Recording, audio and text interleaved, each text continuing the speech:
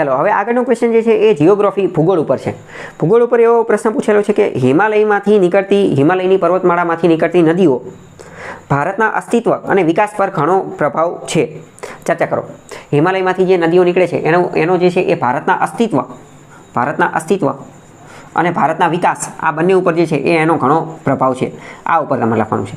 તો પહેલાં તો તમારે જે છે એ ઇન્ટ્રોડક્શન આપવું પડે. ઇન્ટ્રોડક્શનની અંદર તમે શું લખી શકો કે હિમાલયમાંથી ઘણી બધી નદીઓ નીકળે છે અને એણે ઇતિહાસથી લઈને તો અત્યાર સુધી જે છે એ ઘણું કામ કરેલું છે, યોગદાન આપેલું છે. સાંસ્કૃતિક, આર્થિક, સામાજિક, રાજનીતિક બધી રીતનું યોગદાન આપેલું છે. આવું તમે લખી શકો કે હિમાલયમાંથી જે નદીઓ નીકળે છે એણે ભારતના સાંસ્કૃતિક, રાજનીતિક, ઐતિહાસિક, ધાર્મિક તમામ બાબતોની અંદર ઘણું બધું યોગદાન આપેલું છે અને મનુષ્યના જીવનને સમૃદ્ધ બનાવવા માટે યોગદાન આપેલું છે. પહેલું ઇન્ટ્રોડક્શન તમે આવું લખી શકો.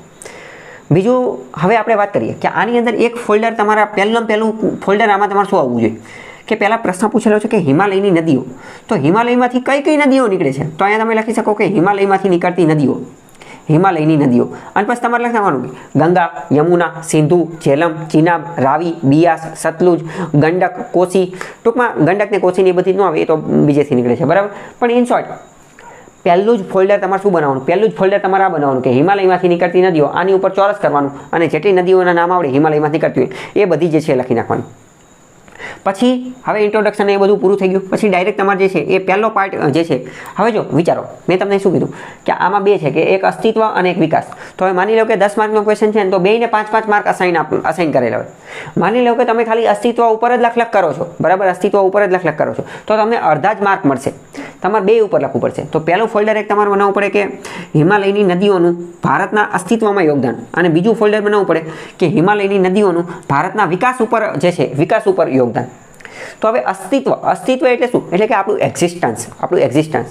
તો અસ્તિત્વની અંદર આમાં તમે ઇતિહાસની અંદર જે છે એ જઈ શકો છો કે પહેલાં બીજું એ પણ આપણે કે હિમાલય જે છે એને ભારતના સંતરી તરીકે ઓળખવામાં આવે છે, બરાબર. તો સંતરી તરીકે ને બધા. તો અસ્તિત્વની અંદર પહેલાં તમે એ લખી શકો કે પ્રાચીન જે સિંધુ ખીણની સંસ્કૃતિ જે છે ને, સિંધુ ખીણની સંસ્કૃતિ એ અહીંયા જ નિર્માણ પામેલી હતી. તો એ આપણા અસ્તિત્વને દર્શાવે છે.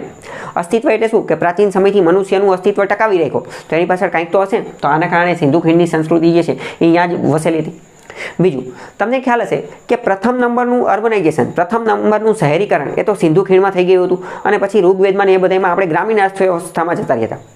તો સેકન્ડ અર્બનાઇઝેશન, બીજા નંબરનું જે શહેરીકરણ જે છે, સેકન્ડ અર્બનાઇઝેશન બીજા નંબરનું શહેરીકરણ એ ક્યાં થયેલું હતું? તો એ ગંગા યમુના દોઆબમાં થયેલું હતું. તો એ પણ શું? એ અસ્તિત્વને દર્શાવે છે. તો એ પણ તમે અસ્તિત્વની અંદર લખી શકો. ત્રીજા નંબરની વસ્તુ તમે લખી શકો કે પીવાનું શુદ્ધ પાણી પૂરું પાડે છે. ઉત્તર ભારતની તમામ ઘણી બધી વસ્તી જે છે એને પીવાનું શુદ્ધ પાણી જે છે એ પૂરું પાડે છે. પીવાનું શુદ્ધ પાણી પૂરું પાડે છે.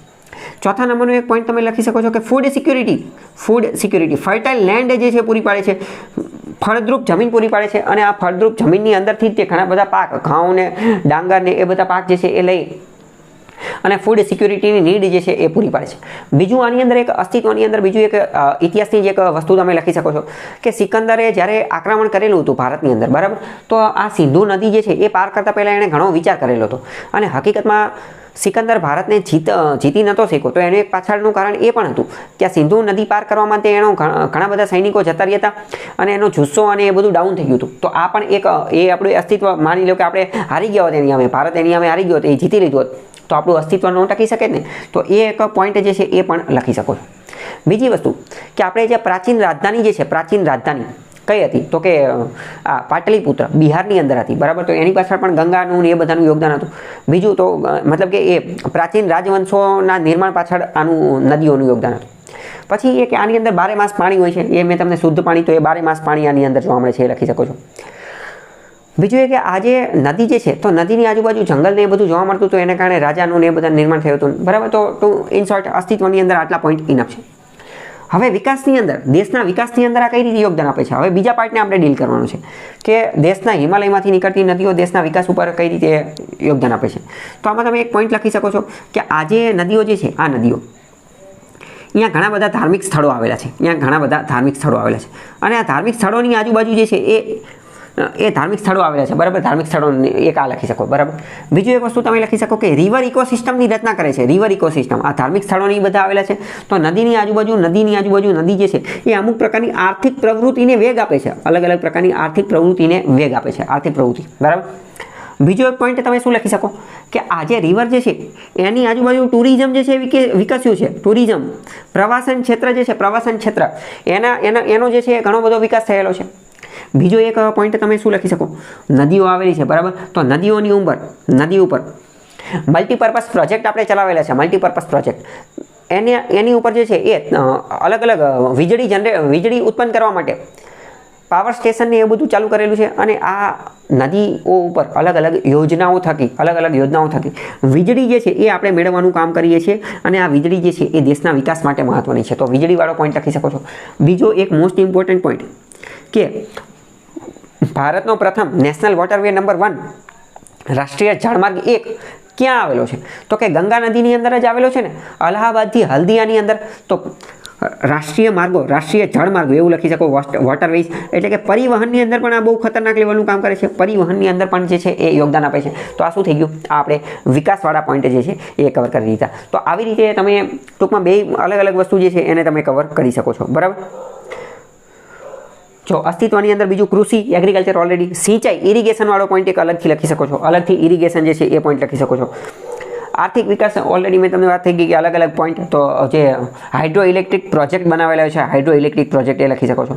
સાંસ્કૃતિક મહત્વ રહેલું છે, ધાર્મિક મહત્વ રહેલું છે. તો એક રિવર ઇકોસિસ્ટમ જે છે એની રચના કરે છે.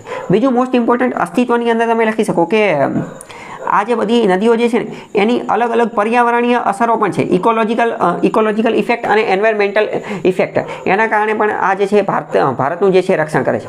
અને બીજું મોસ્ટ ઇમ્પોર્ટન્ટ એ અસ્તિત્વમાં નહીં પણ વિકાસમાં લખી શકશો કે આ બધી નદીઓ જે છે એ એક પ્રકારની નવી બાયોડાયવર્સિટી, જૈવ વિવિધતાનું નિર્માણ કરે છે. આ નદીઓ જે છે, આ નદીઓની અંદર ઘણી બધી જીવસૃષ્ટિઓ જે છે એ પનપતી હોય છે. અલગ અલગ પ્રકારના નદીના સજીવો, જીવજંતુઓ એ બધું જોવા મળતું હોય છે. જેમ કે ગંગા ડોલ્ફિન, ગેંગેટિક ડોલ્ફિન એ આપણી એક રીતે રાષ્ટ્રીય જળચર પ્રાણી છે, બરાબર. તો એ વિકાસની અંદર જે છે એ તમે લખી શકો છો. બીજું મોટા ભાગના જે ઉત્તર ભારતના મોટા ભાગના શહેરો જે છે, શહેરનો વિકાસ આની અંદર અસ્તિત્વમાં. મેં તમને સેકન્ડ અર્બનાઇઝેશન જે કીધું હતું એ જ વસ્તુ આમાં લખો કે અત્યારના જે શહેરો જે છે મોટા ભાગના એ પણ અહીંયા જ આવેલા છે. જેમ કે કાનપુર, જેમ કે કોલકાતા, જેમ કે બિહાર, બરાબર. તો એ આ હિમાલયની નદીઓના કિનારે જે છે એ જ આવેલા છે, બરાબર. બીજું મોસ્ટ ઇમ્પોર્ટન્ટ તમે એ પણ લખી શકો છો કે આ બધી નદીઓનું સ્ટ્રેટેજિક ઇમ્પોર્ટન્સ, વ્યૂહાત્મક રીતે મહત્વ પણ છે. કેમ? કારણ કે પ્રાચીન સમયમાં તમને કીધું ને કે પોરસે જે એલેક્ઝાન્ડરે જે આક્રમણ કરેલું હતું તો ત્યારે રક્ષણ માટે આ નદીઓ જે છે આપણી સહારે આવેલી હતી. તો સ્ટ્રેટેજિક વ્યૂહાત્મક રીતે પણ આ જે છે એ ઇમ્પોર્ટન્ટ રહેલું છે. બીજું સ્ટ્રેટેજિક ઇમ્પોર્ટન્ટની અંદર બીજું વાત કરીએ તો ઇન્ડસ વોટર ટ્રીટી, સિંધુ જળ સંધિ વર્લ્ડ બેંકની સહાયતાથી આપણે ભારત અને પાકિસ્તાન વચ્ચે થયેલી છે. તો ઇન્ડસ વોટર ટ્રીટી એ પણ મહત્વનું. તો એ પણ સ્ટ્રેટેજિક પોઈન્ટની અંદર જે છે આવી જશે. બ્રહ્મપુત્ર જે છે એ નદી વિશે પણ તમે જે છે એ લખી શકો છો, બરાબર. બીજું મોસ્ટ ઇમ્પોર્ટન્ટ આપણા જે નોર્થ ઇસ્ટના જે રાજ્યો જે છે અહીંયા ઘણી બધી બાયોડાયવર્સિટી જોવા મળે છે, ઘણી બધી જનજાતિ જોવા મળે છે. તો અહીંયા પણ આ હિમાલયની નદીઓ જે છે એ અનેરું યોગદાન આપે છે. તો ઇન શોર્ટ આ બધું લખી શકો. પણ મોસ્ટ ઇમ્પોર્ટન્ટ શું તમારે ડિસ્ટિંગ્વિશ તફાવત કરવાનો છે અસ્તિત્વની અંદર અને વિકાસની અંદર. એક ફોલ્ડર હોવું જોઈએ અસ્તિત્વવાળું અને બીજું વિકાસવાળું, અને બેના અલગ અલગ પોઈન્ટ લખવાના છે, બરાબર. લાસ્ટમાં કન્ક્લુઝન મારી દેવાનું કે હિમાલયની નદીઓ પ્રાચીન સમયથી જ ભારત માટે મહત્વની રહેલી છે.